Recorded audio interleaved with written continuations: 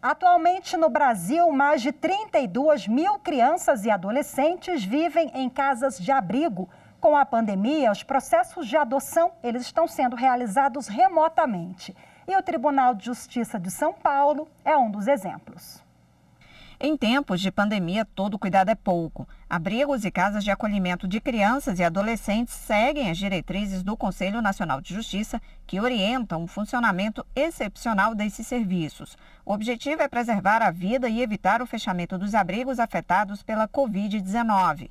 Para dar cumprimento às orientações do CNJ para evitar o contágio pelo coronavírus em abrigos, o Tribunal de Justiça de São Paulo adotou algumas medidas e intensificou os processos de adoção.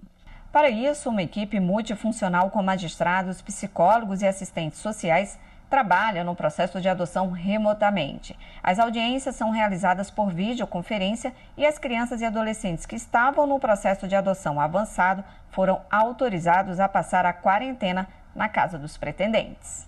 E para dar mais evidência às crianças com perfis menos procurados pelos pretendentes, como as crianças mais velhas, com irmãos ou com alguma deficiência, o Tribunal de Justiça intensificou o programa Adote um Boa Noite.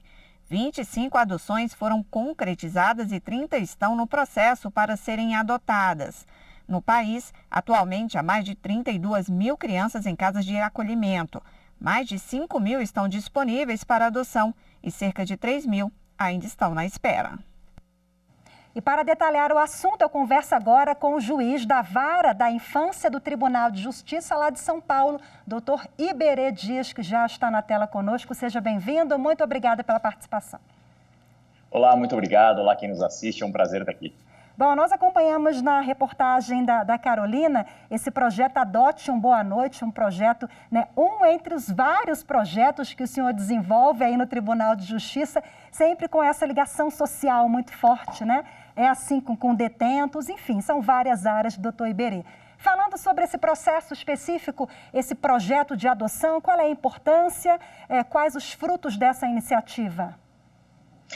Bom, a importância é colocar a possibilidade da adoção de crianças com mais de 8 anos para adoção, para que isso seja objeto de reflexão social, né? Normalmente, quando se fala de adoção, as pessoas tendem a pensar, associar o ato da adoção a uma criancinha pequenininha, recém-nascida, e raramente pensam na possibilidade da adoção de crianças já em segunda infância, né? Crianças perto dos 10 anos ou mesmo de adolescentes, 13, 14, 15 anos. E essa é a maioria das faixas etárias das crianças que estão nas casas de acolhimento prontas para serem adotadas, aptas a serem adotadas. Se a gente for olhar os números, a gente vai ver que cerca de 90% a 95% das crianças acolhidas, isso varia conforme o estado, mas entre 90% e 95% das crianças acolhidas têm mais de 8 anos dentre aquelas que estão aptas a serem prontamente adotadas, né? E, no entanto, o perfil mais procurado pelos mais de 30 mil, 37 mil pessoas que estão na fila de adoção no Brasil, é justamente o perfil de crianças com menos de 8 anos.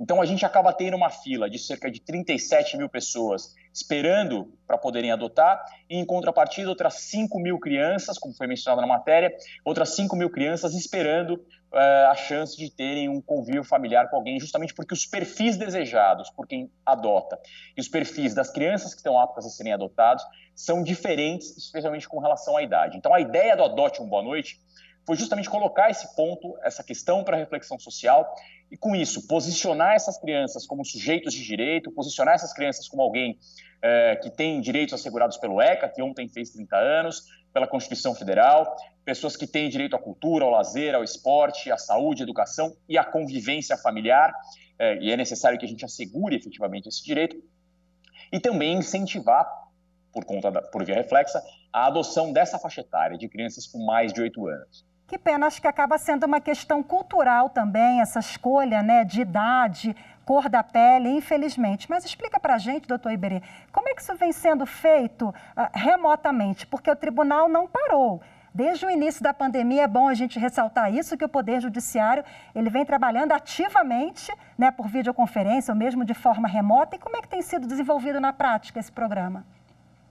Exatamente. O Poder Judiciário seguiu andando desde março regularmente. Só para você ter uma ideia, desde 16 de março, só no Tribunal de Justiça de São Paulo, já foram proferidas mais de 1 milhão de sentenças e mais de 250 mil acórdãos.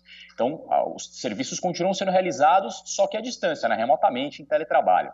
No caso das adoções, os processos de adoção também seguem andando, tramitando normalmente. E a gente tem usado a videoconferência, quando é possível, quando isso é tecnicamente viável, para fazer tanto os estudos psicossociais quanto as aproximações entre pessoas que estão querendo adotar e as crianças aptas a serem adotadas. Aí a gente, na verdade, acaba se valendo do conhecimento técnico de psicólogas, psicólogos, assistentes sociais, que vão nos indicar, caso a caso, se é possível fazer o ato por videoconferência, né, pela via remota, para aquela hipótese específica, ou então se aí, naquele caso, por alguma particularidade, é mais seguro e recomendável que a gente aguarde a pandemia passar para começar a colocar as partes em contato. Isso varia conforme o caso. Mas em muitos dos processos, especialmente nos processos de adoção, a gente teve como começar o processo e como encerrar a adoção, como sentenciar a adoção, mesmo durante a quarentena. A gente consegue usar a tecnologia e as vias remotas, né, videoconferência e tal, para fazer esses atos todos. Eu ia perguntar para o senhor se tem dado certo, mas você já respondeu, tem dado certo, que bom, as crianças já estão, né, em lares, que bom. E obrigado pela participação mais uma vez, o assunto rende aqui, é muito interessante, boas notícias, né, para essas crianças que aguardam a adoção. Obrigada, parabéns pelo trabalho, até a próxima. Eu que agradeço, é sempre um prazer falar desse tema, estou à disposição. Obrigada.